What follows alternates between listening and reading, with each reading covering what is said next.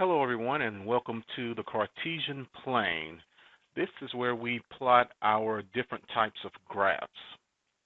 Let's take a look at the basics of the Cartesian plane.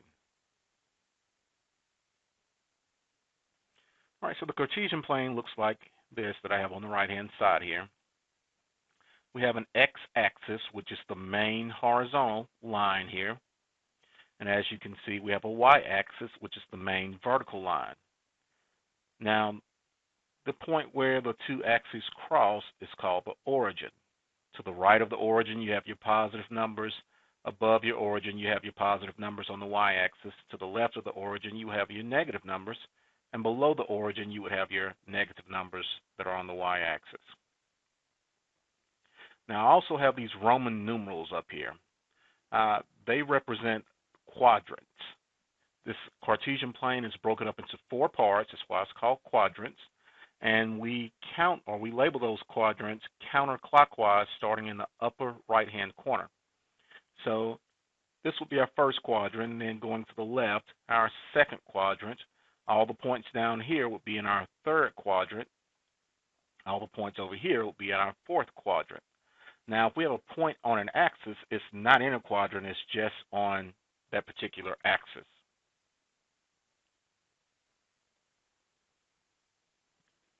Okay, so in this video, we're going to take a look at plotting points and also locating points. So points are written in what we call ordered pairs.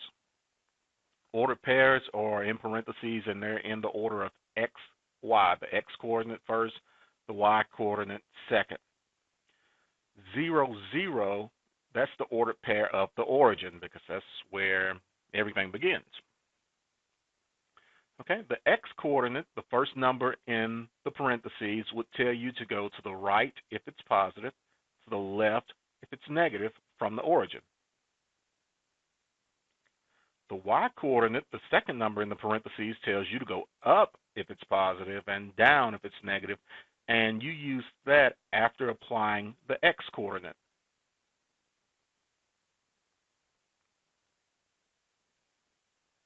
Okay, so let's take a look at some examples of plotting points and identifying the quadrants that they are located in.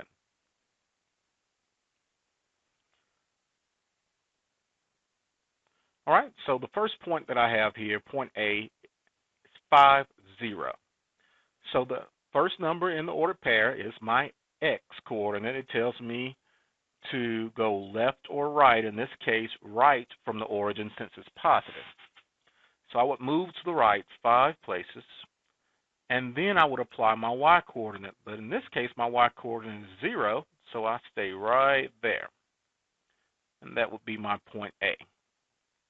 Now, since that point A is on an axis, it is not considered to be in a quadrant, so we'll just say on the x-axis.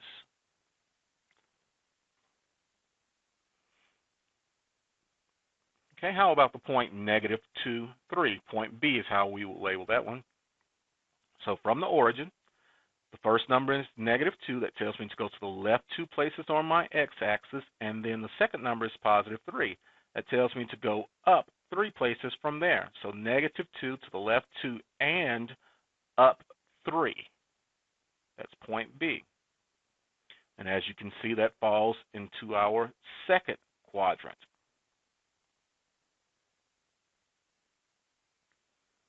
Point C, -1, -1. So from the origin to the left 1, since the first number is -1, and down 1, since the y coordinate is also -1, point C. And as you can see, 1, 2, 3, that falls into our third quadrant.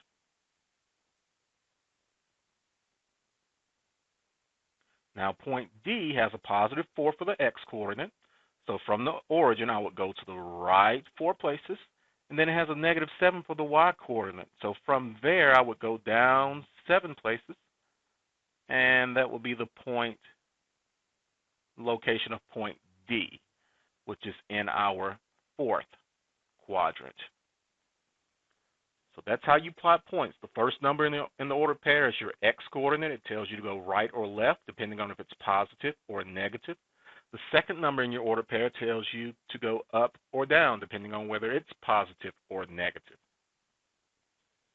Ordered pairs will always be in alphabetical order, so sometimes you may have different variables in there, most of the time not, but they will always be in alphabetical order, the ordered pairs will be. Okay. Now let's locate some points. So I've plotted some points here, and we're going to locate or give the ordered pairs for each one of the points.